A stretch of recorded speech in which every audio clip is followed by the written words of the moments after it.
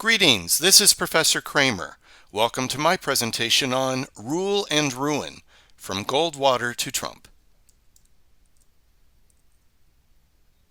The United States became the most powerful nation on earth over the course of the 20th century. Though it remains the world's largest economy and leading military force, many Americans see their governing system as dysfunctional.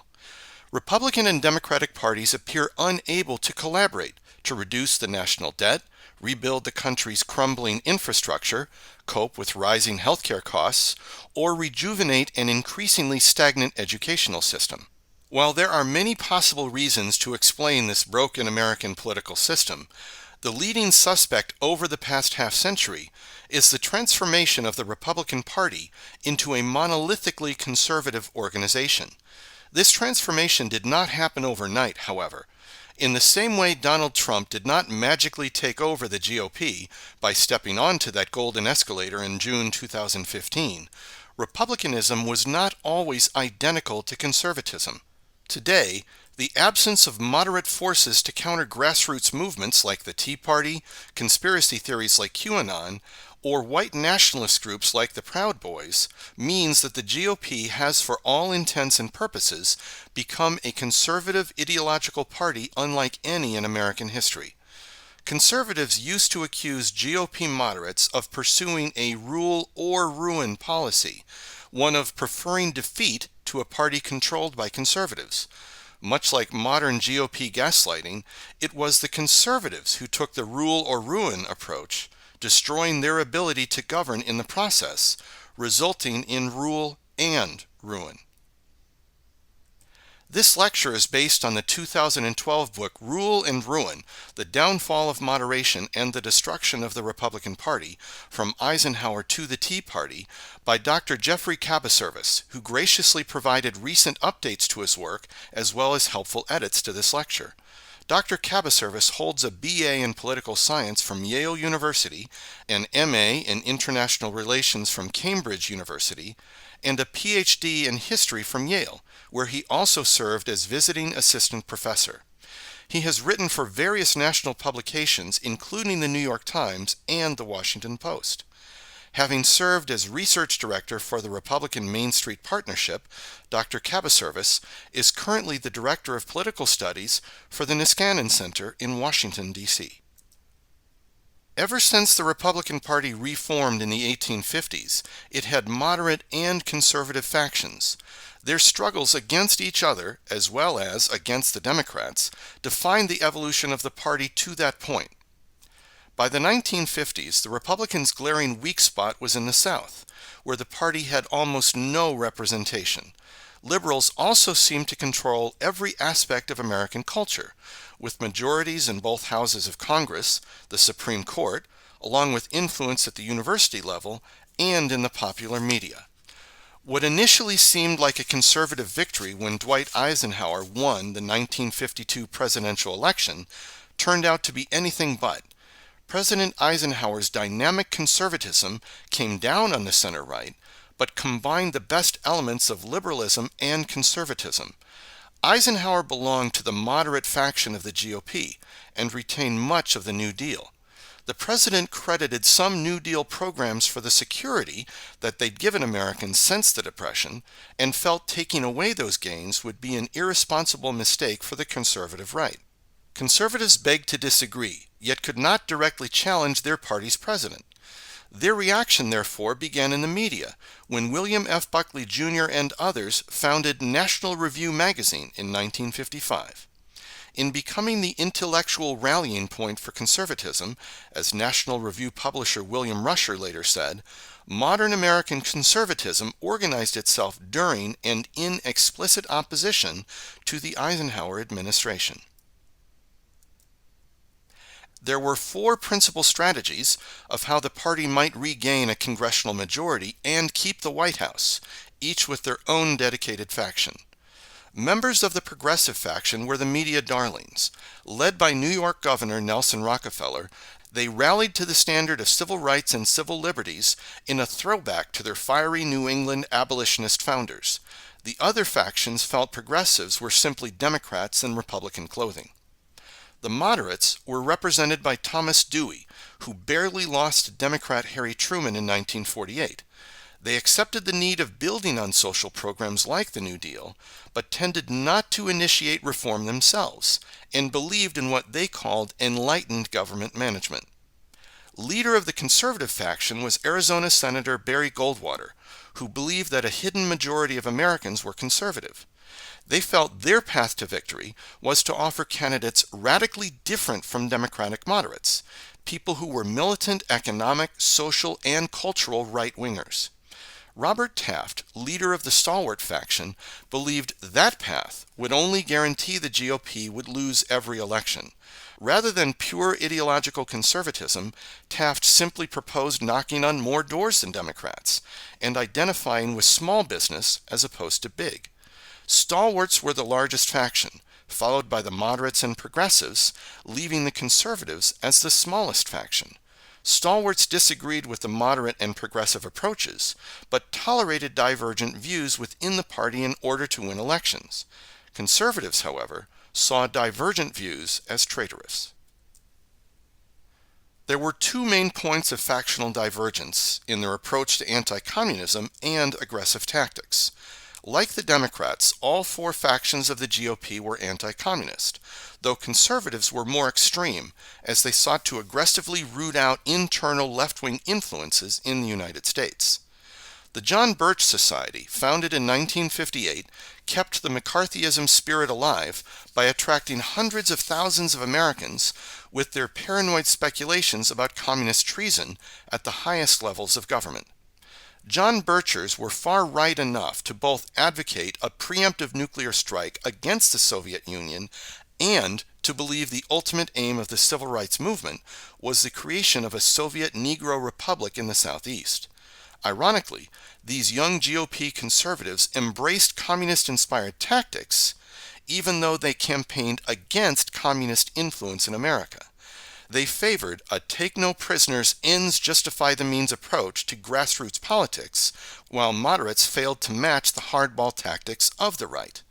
Caught squarely in the middle was Advance, a progressive Republican magazine published by Harvard undergraduates Bruce Chapman and George Gilder. Opposed to both ban-the-bomb activists on the left and super patriots on the right, Advance favored outreach to minorities, intellectuals, and city dwellers. Hardball tactics aside, conservatives had the most enthusiastic presence at the grassroots level following the downfall of Thomas Dewey and the moderates. This fervor allowed them to snatch the GOP nomination for Goldwater in 1964. Goldwater's presidential campaign was simply a vehicle for the right wing to gain control of the GOP. Unfortunately, their candidate proved to be ill-prepared for the Q&A format of campaigning, inarticulate and prone to shoot from the hip. Moderate primary victories suggested the Republican Party still could have prevailed against right-wing enthusiasm if they had had solid candidates. But by the time moderate GOP leadership figured that out and heeded all the blinking red lights, conservatives were already in the driver's seat and speeding towards the nearest cliff. Any possibility of moderate cooperation with conservatives disintegrated on June 19th, when Goldwater was one of 6 Republicans to vote against the Civil Rights Act of 1964. The political glory that the Republican Party should have enjoyed for supporting the CRA was negated when its nominee voted against the bill. Conservatives had achieved their desired GOP takeover, but were wrong in believing that a hidden majority of Americans wanted an ultra-right candidate. LBJ and the Democrats won by such a landslide on Election Day 1964 that they were empowered to pass what amounted to a second New Deal. Dysfunctionality among young Republican ranks continued to grow as they tried to exercise control over the GOP. In 1966, America was introduced to the Ratfinks, an ultra-conservative faction of the John Birch Society from New Jersey. The group started simply enough, enlivening youth gatherings with their creative songbook that gave lyric form to the conservative worldview. One such song advocated hanging moderate Republicans like Nelson Rockefeller from trees, while another song was an extremely xenophobic version of Jingle Bells, of all things. Not only were the Ratfinks racist, but they also carried a heavy dose of anti-Semitism. RNC Chairman Ray Bliss recognized this controversy as a setback in efforts to restore party harmony and regain African American and urban voters. Iron-fisted control, along with existing fanaticism with the added element of the Ratfinks, repelled many young people who were otherwise interested in the Republican Party. Leadership knew they had to act fast. Chairman Bliss put a leash on the Ratfinks quietly, before they could do any more damage. He ordered the young Republicans to remove the New Jersey Ratfinks from their leadership, threatening them with lost funding if they did not. A silver lining within incidents such as the Ratfinks was that they gave moderate Republicans time to regroup.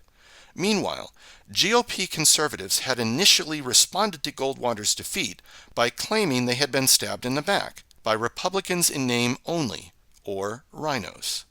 Realism eventually prevailed, as Buckley and others realized they had to work to make the conservative movement more respectable. A good first step was trying to exclude John Birch extremists from the movement. Another step forward was Ronald Reagan winning the California governorship in 1966 by making peace with GOP moderates. Political scouts had picked Reagan as a solid candidate ever since his 1962 A Time for Choosing speech electrified conservatives. Reagan realized that the embrace of extremism and unpopular positions, plus its antagonism towards potential allies, was a formula for defeat. The conservative Reagan embraced the moderate political infrastructure vision of opinion journals, think tanks, donor networks, and grassroots organizational support. By holding back from going full-tilt obnoxious conservative, Reagan trounced the incumbent Democrat Pat Brown by more than 1 million votes. Richard Nixon then won the presidency in 1968 by campaigning on GOP unity, the Southern racial strategy, and a conservative unease over growing left-wing Democratic radicalism. Moderates and conservatives alike mistrusted Nixon, although for opposite reasons. Moderates were sickened by the administration's attempts to appease racist Southerners, while conservatives denounced efforts at desegregation. Nixon's something-for-everyone approach to governing led the conservatives to withdraw their support, a timely decision, as the wheels came off his carefully constructed centrist image as the Watergate scandal devoured his presidency. Ford's elevation to the top post seemed to indicate the moderates were back in charge of the GOP, when in fact the opposite was true. Party faithful saw moderates as disloyal for breaking with Nixon during the Watergate hearings. While Democrat Jimmy Carter narrowly defeated Ford in the 1976 race, the victory cost GOP moderates dearly, as Ford was their last defense against a complete conservative takeover of the Republican Party. Conservatives got the man they finally wanted in the White House when Reagan gained the presidency in 1980, partly by winning over evangelical Christians to be the grassroots electoral force the GOP had long lacked against the Democrats. Astutely, however, Reagan did not try to pursue Goldwater's 1964 program of repealing the New Deal. Instead, he governed as a pragmatic conservative, operating the GOP as a quote-unquote big tent, where moderates played a subordinate role. For all of the popularity with his sunny messaging, the supply-side economic program known as Reaganomics, and an increase in defense spending, among other things, Reagan was never able to regain the House majority for the GOP. It would be then Speaker of the House Newt Gingrich who finally succeeded at that quest in 1994. Ironically, it was the dwindling GOP moderate branch that helped elect Gingrich to House leadership back in 1989. Though the GOP was served well by Gingrich's decision to keep divisive issues out of the contract with America, moderates quickly came to regret their decision to back him as Gingrich pushed the GOP further to the right overall.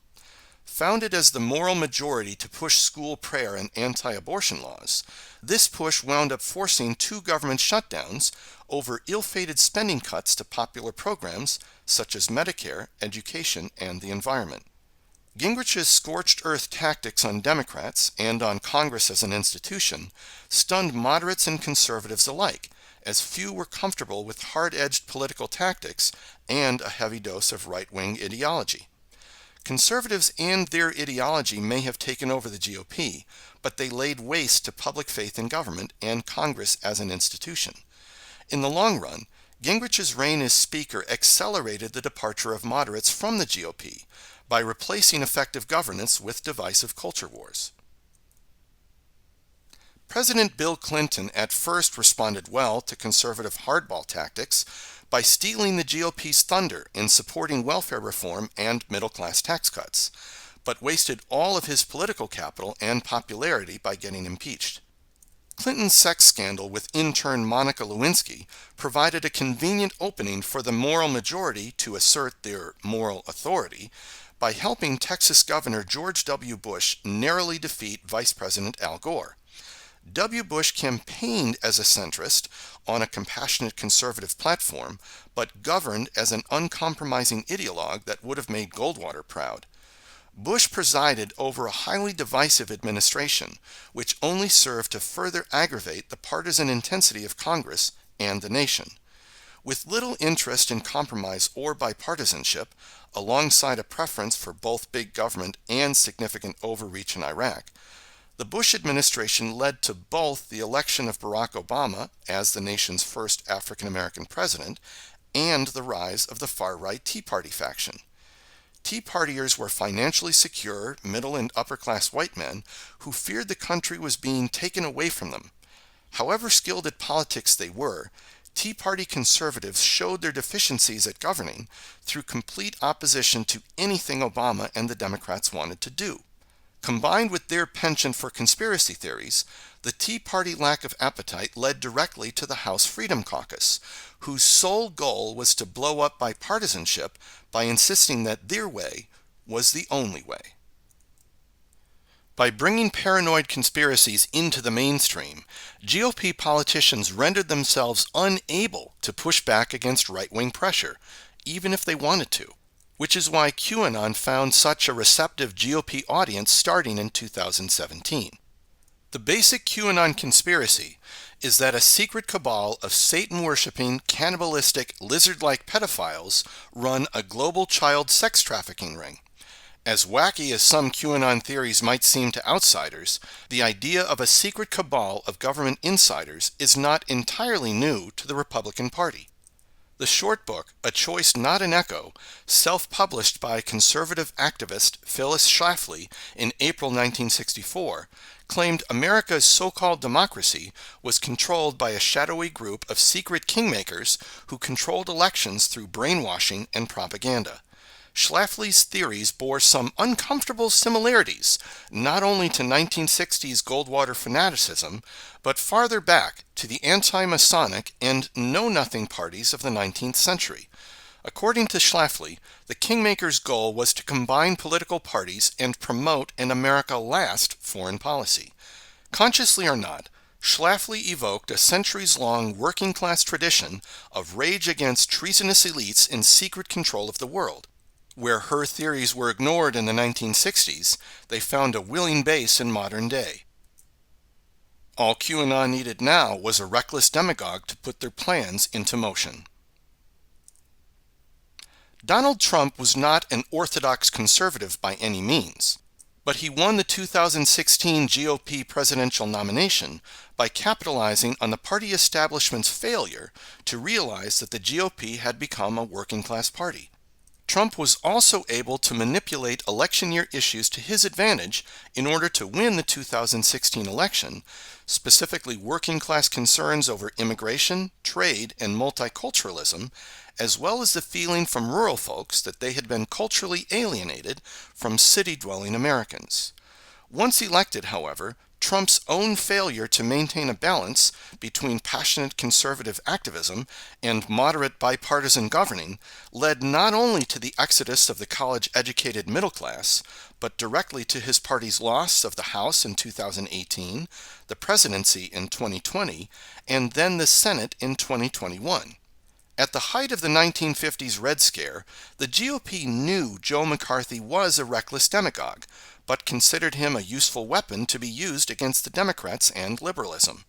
The modern GOP knows the same thing about Trump, as he's their ultimate disinformation weapon, but can't bring themselves to hit the eject button. The modern GOP problem is they've created a Frankenstein monster that they never could control, as Trump's conspiracy theorizing fed the QAnon movement and led directly to the January 6th takeover of the Capitol by the party's extreme right wing. Trump's hostile takeover of the GOP has allowed it to fall right into the crater-sized hole they worked to avoid during Goldwater's time. A party without diversity and with insistence on blind loyalty had no defense against Trump. A conservative Republican Party without moderates is basically like a heavily muscled body without a head to guide it. The GOP has completely abandoned Reagan's realization of the need to govern for all Americans. As he said, "I'd rather get 80% of what I want than go over the cliff with my flag flying." And yet, over the cliff the GOP has gone. The New Jersey Ratfinks have morphed into the Proud Boys. Fears of America Last produced a fervent belief in America First. The John Birch Society gave birth to the Tea Party. And Phyllis Schlafly's theories became destructive QAnon conspiracies. Afraid of their own voters, national GOP politicians seem convinced that the only way they can gain and maintain power is by suppressing votes and turning toward authoritarianism, a choice that is at present more palatable for them than telling their base the truth after leading them down the rabbit hole of lies. A more positive possibility for the future of the GOP comes from 2020 state and local election results, where these conspiracy theorizers were rejected by other sane Republicans who realized the danger, giving hope that the party could return to its roots and once again be a representative governing party in multiracial, multi-ethnic America. Thank you very much for watching my presentation.